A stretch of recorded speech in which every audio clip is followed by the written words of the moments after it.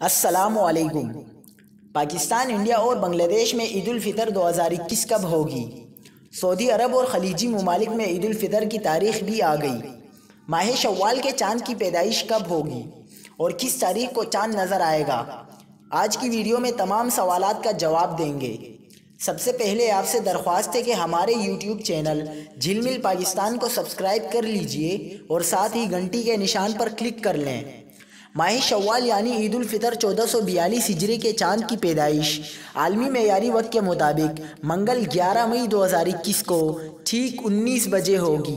उस वक्त पाकिस्तान में मंगल और बुध की दरमियानी शब रात के 12 बज रहे होंगे, जबकि इंडिया में मंगल और बुध की दरमियानी शब रात के 12:30 बज रहे होंगे।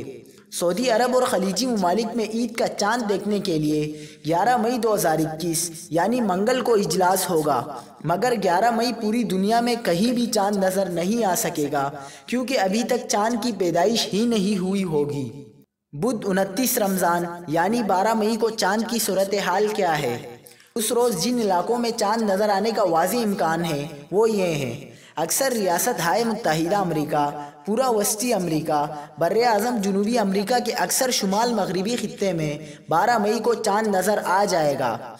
दूसरी जानिब बुध 12 मई को पाकिस्तान, इंडिया समेत अक्सर दुनिया में खाली आंख से चाँद नज़र आने का कोई इम्कान नहीं।